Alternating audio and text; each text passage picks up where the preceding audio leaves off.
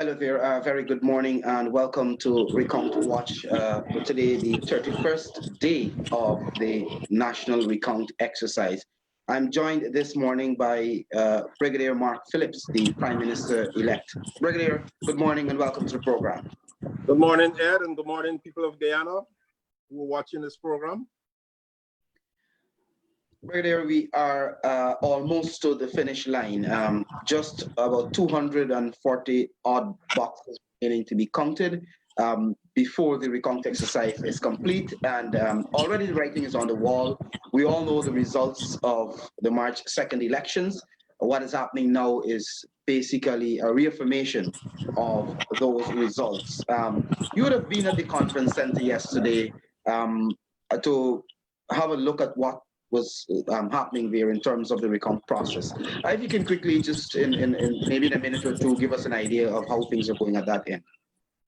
Well, I can tell you that all the stakeholders, that is GCOM, and the representative from all the political parties that contested the elections on March 2nd, along with the CARICOM team and other international and local observer representatives, all stakeholders continue to work together to achieve what we set out to do, to recount all the votes from the 2,339 ballot boxes that were utilized for the national elections on March 2nd.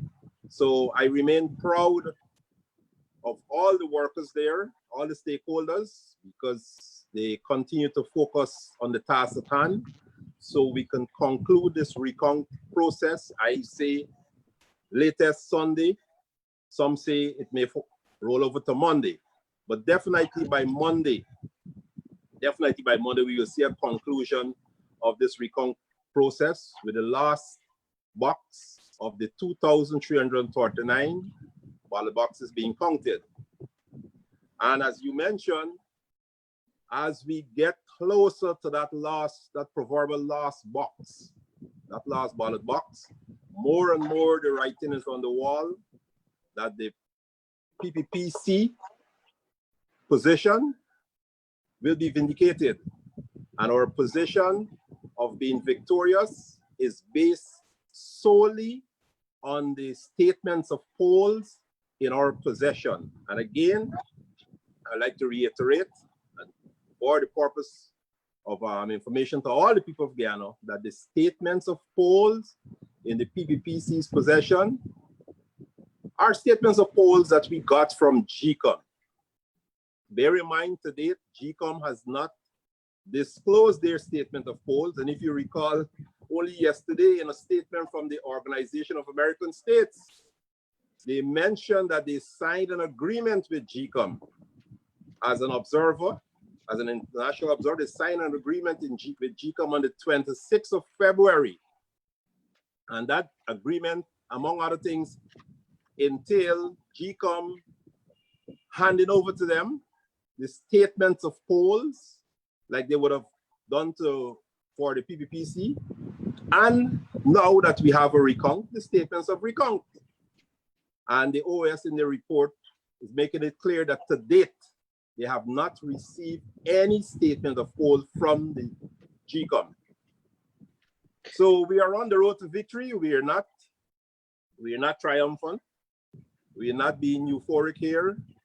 What we are interested in as a political organization, a responsible political organization in Guyana, what we're interested in here is the respect for the whole process, right? And to ensure that the will of the people are respected throughout this recount process.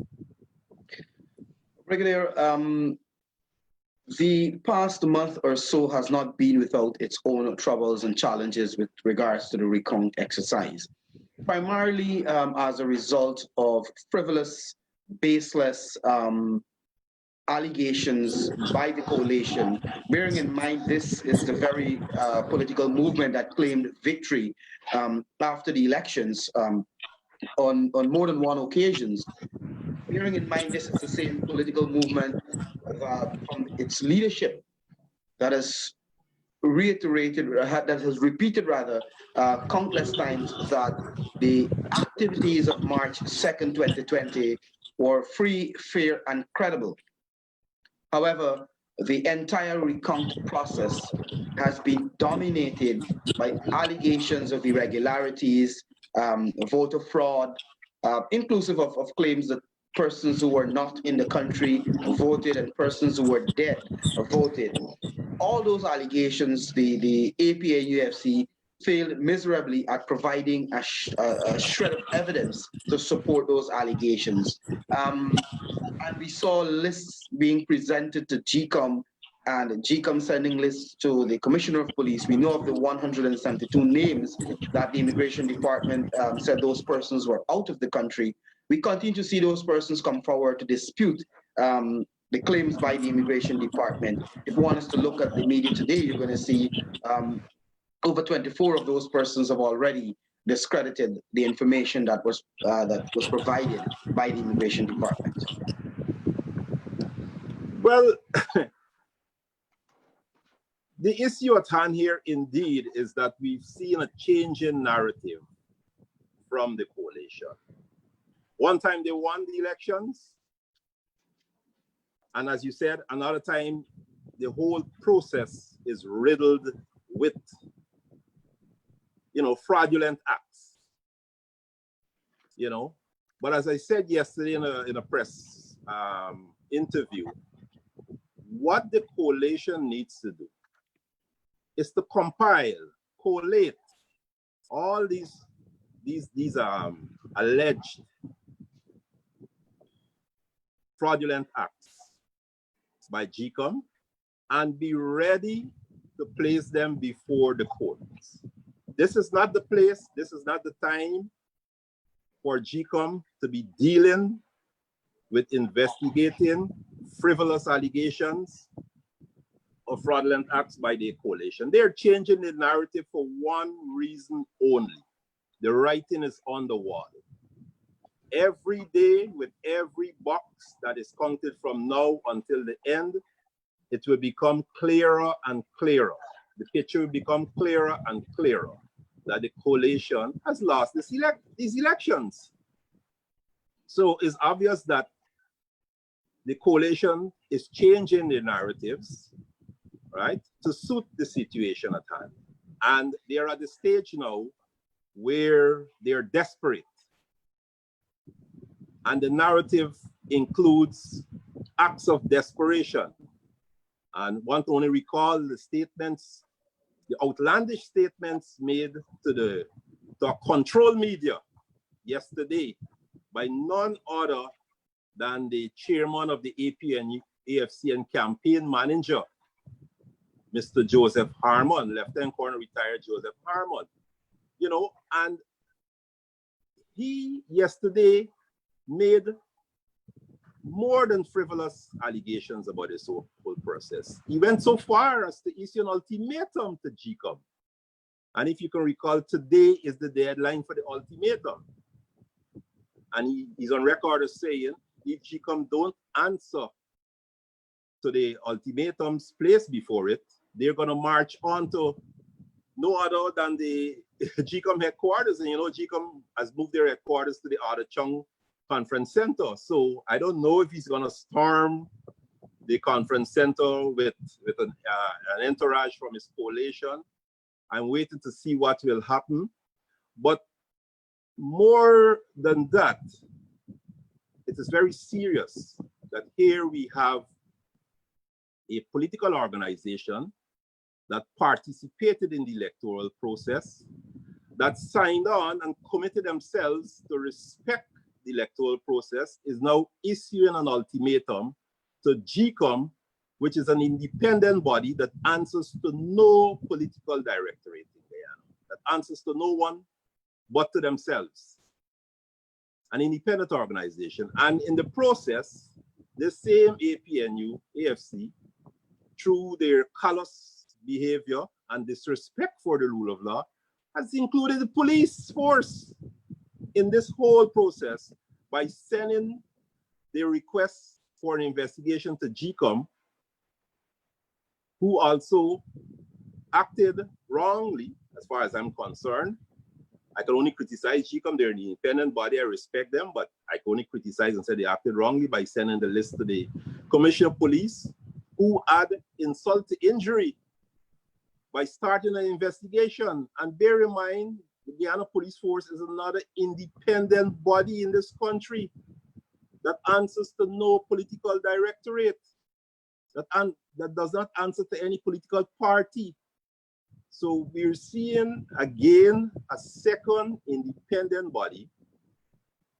Instead of upholding the independence and upholding the rule of law in Guyana, and perhaps the Commissioner of Police should listen to his legal advisors before taking these actions of trying to investigate, and prepare a report on a list, a report that from the time it was published and handed over to GCOM, it was flawed, because as you mentioned, as of yesterday and in today's paper, 24 persons listed on his report have so far come forward refuting the contents of the report by stating clearly that they were in Guyana, they continue to be in Guyana, and they voted in the elections as is expected of any Guyanese who in Guyana, exercising the right to vote or not to vote.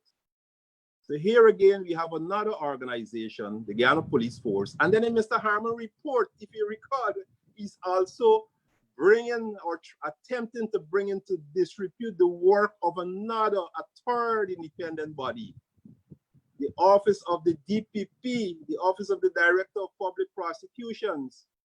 The report with regards to an alleged confrontation, an alleged assault, by one of the commissioner, Mr. Robeson Ben, by one Dr. Imhoff, that those reports went to the DPP. The DPP did their investigation, and the DPP arrived at their decision. And here we have again Mr. Harmon trying to capture it yesterday in his press release, criticizing the work of the DPP. Now, these are all examples of acts of desperation. And I want to say that many Guyanese supported this coalition in 2015. Many Guyanese support this coalition again in 2020. And they're all looking on and listening. And I know many of them are disappointed in the actions of their leadership, specifically Mr. Harmon in this case with his ultimatum and his outlandish allegations and criticisms against these constitutional bodies. This is not the time for that. This is the time with almost 90%, and by now more than 90% of the boxes will have been counted, and the writing is on the wall. This is the time for the APNU AFC coalition to work along with the other stakeholders and see this recount process to its conclusion. And the fact that the writing is on the wall, be prepared to be statesman-like in their actions from now on. Be prepared to accept the results of the recount, and most likely it looks like it's going to be defeat. Accept the declaration and concede, and let us all transition to the legitimate government that will be declared at the end of the process, and let us all come together post-recount, post-declaration, and after the transition of the government to start or restart the development process of Guyana. There's a role for the opposition, and there's a role for the APNU AFC as we move forward with a new government headed by Dr. Irfan Ali. There's a role for the APNU AFC as an opposition and as a viable participant in any discussions pertaining to constitutional reform, electoral reform, discussions of shared governance. That is what we need in Guyana now. for them to concede at the end of this process, because the writing's on the wall, and prepare for their role as a vibrant, viable opposition participant in the governance of Guyana as we move forward. Brigadier Phillips, you spoke about these allegations of fraud and irregularities emanating from the coalition, and as the days go by, it seemed to be intensifying, where the objections, unfounded objections, seem to be increasing. However, one clear case of fraud where there is significant evidence to show that indeed fraud was committed, that is through the inflated numbers by the returning officer for Region 4, Claremont Mingo, which was reflected in his previous declarations. That is coming out as we get into the count of the boxes on the East Coast. I want to share with you a few instances where these were demonstrated. I think yesterday, the count at the end of yesterday was about 20 boxes where you had inflated numbers by Mr. Mingo, some of them going way beyond 100. I think the maximum for one of those boxes was 111. I want to share these boxes, not just with you, but with the public, for them to have an idea of the inflation of the numbers by Mr. Mingo. I'll go through a few before I ask you to comment. And this one here is box number 4592, which is from the Good for Acting Sparring Dam area, and the polling place was the Plaisance Secondary School. So in this box, and I'll just focus on the APNU numbers, because the PPP and the other parties, their numbers remain the same. APNU, based on the statement of poll, received 188 votes. The statement of recount confirmed that 188. But Mr. Mingo declared 258, an increase of 70 votes. If I'm to go to another one here, this is the same area. This is box number 4593, where the statement of poll had APNU at 125. It was confirmed by the statement of recount, but Mr. Mingo declared 155, giving them another 30. I'll do probably 2 or 3 more boxes so that you have an idea of the scale of the rigging. This one here, St. Paul's Primary, this is Plaisance, where the statement of poll gave them 229, the statement of recount 230, but Mr. Mingo declared 299, giving them another 69 votes. So those are 3 boxes. What I'll try to do is to probably get my hands quickly on some of the other boxes where the numbers were much higher, and I'll share them. The fact of the matter is, based on calculations for just yesterday, those 20 boxes, the numbers were somewhere around 1,360 plus votes Mr. Mingo gave to the coalition in just 20 boxes on the East Coast. And based on what we understand is that as the recount of the boxes on the East Coast continues, you're going to find that the numbers are way higher in some instances where Mr. Mingo propped up the votes to give the coalition that 7,000 plus that he declared in his fraudulent declarations. Well, there's also a trend that in strongholds that, as you mentioned, these are coalition strongholds, where many people, or the majority of people in those areas, would have voted for the coalition. And you had small amounts of votes for the PPPC.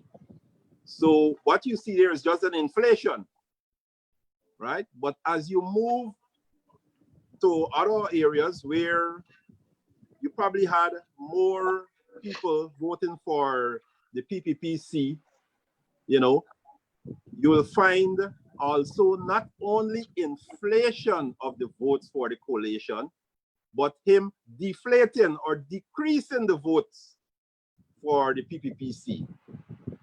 And I will bet that as we go further up the East Coast now, As we look at the East Coast areas, especially the areas where we have the PPPC strongholds, again, you're going to see him deflating, reducing the votes going for to the PPPC and increasing the votes going for the coalition.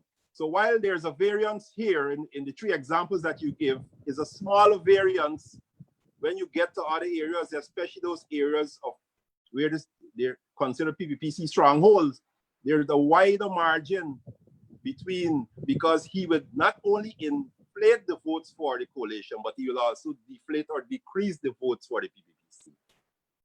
And as I said before, this is the order of the day, with every box remaining for this recount. And what we've seen up to yesterday, there's been the margin was 7,000, they're about 7,000. The day before, it might have been a bit higher.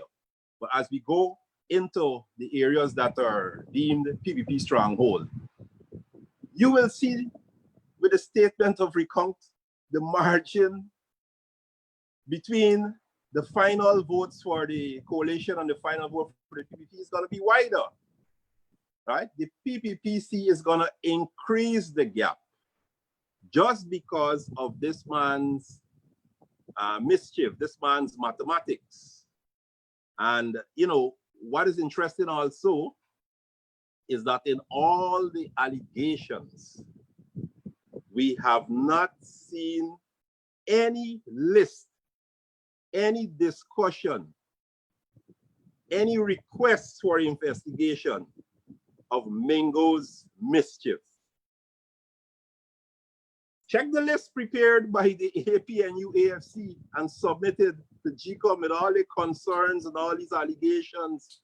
You know, we haven't seen any requests for them to pronounce, for GCOM to pronounce, to discuss Mr. Mingo. Yesterday, one of the boxes being counted, and the young lady there, I think from another party, one of the smaller parties, after they finished counting one of the boxes where it was evident that Mr. Mingo fiddled with the results, she'd asked for an inclusion in the observation report, the fact that the results on the statement of return is now different from the results what they had listed before. And it can only be so because of Mr. Mingo's misconduct. And they refused, the supervisor refused to even make an entry on the observation that, you know, that look, we're seeing these misgivings, and it only could point to the returning officer. So here again, we have a situation where the coalition is ready to give a number, to list a number of allegations, but they're skillfully, they're deliberately excluding from the list any entry, any discussion of Mr. Mingo's mischief. And if there's any credible evidence of fraud that must be investigated for this election, it is what Mr. Mingo did with regards to the changes in the figures for the Region 4 results. That is the only thing that needs investigating, and that needs to be taken. If the GCOM don't want to take Mr. Mingo, call in the police and let the police start investigation. That is one that the coalition should take before the courts in the form of a petition.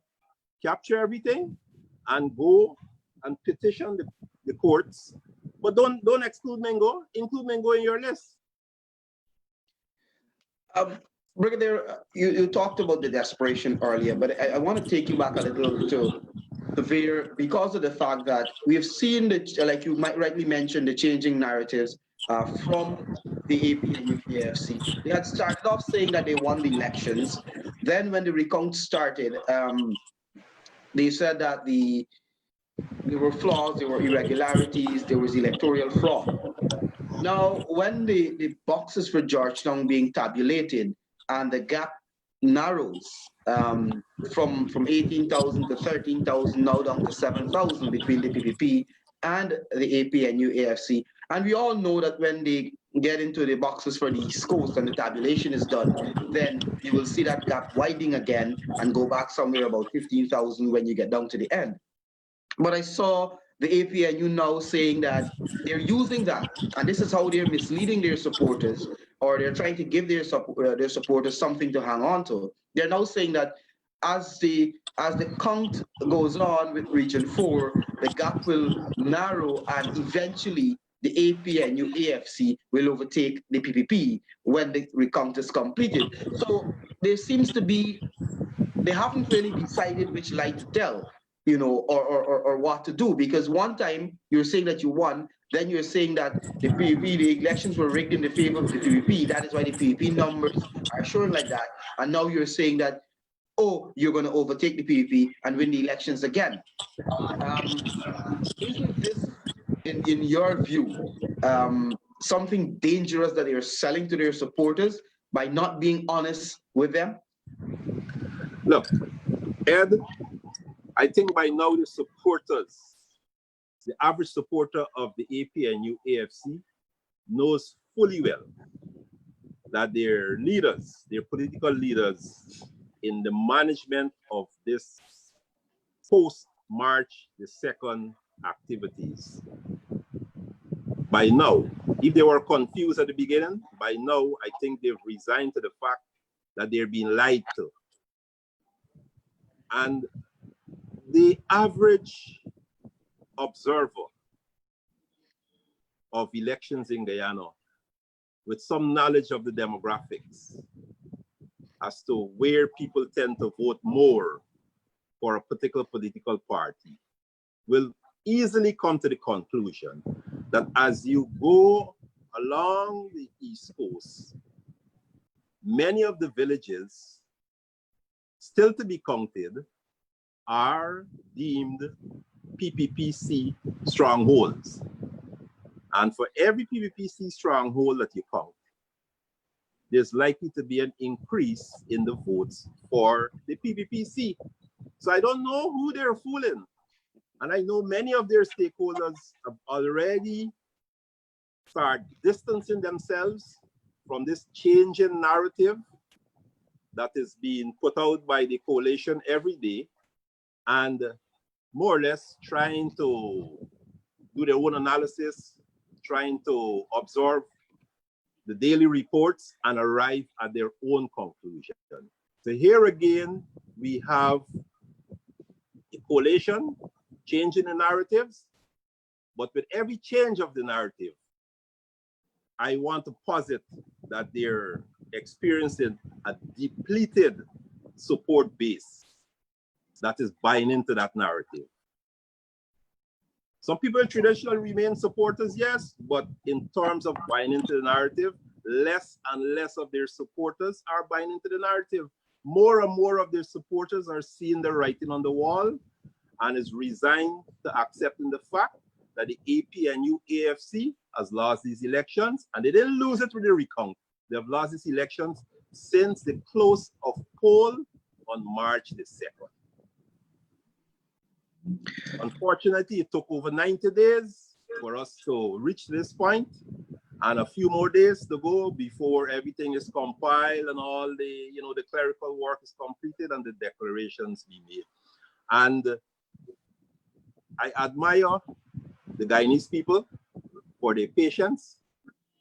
I admire the supporters of especially the PPPC, for the calm and the resolute manner in which they continue to listen to us and to dispel and ignore the narrative and the changing positions coming out from the APNU AFC. And also I admire many of the supporters from the APNU AFC who are now doing their own analysis, right? Who are now reaching to the conclusion, arriving at the conclusion that they're being lied to by their political leaders. And that itself will be helpful as we move forward for a peaceful transition at the end of this process. If all your supporters on both sides accept what is to be declared, there can only be one leader, is the better for all of us moving forward. The issue at hand right now remains with that small group, or that cabal as you call it, in the leadership of the coalition, who still feel that they can hang on, they can change the narrative, they can change the inevitable. But that is delusional. They've lost these elections. Brigadier Phillips, I want to thank you very much for joining me this morning to update the nation on the recount process and where we are at the moment. Of course, we're going to be back here at 1 p.m. with another update, joined with Ned Harris, who will bring you that. Brigadier Mark Phillips, Prime Minister-elect, again, thank you very much for being here. And to our viewers, we want to say thanks for joining us. Thank you, Ed. Thank you, our viewers. Bye-bye.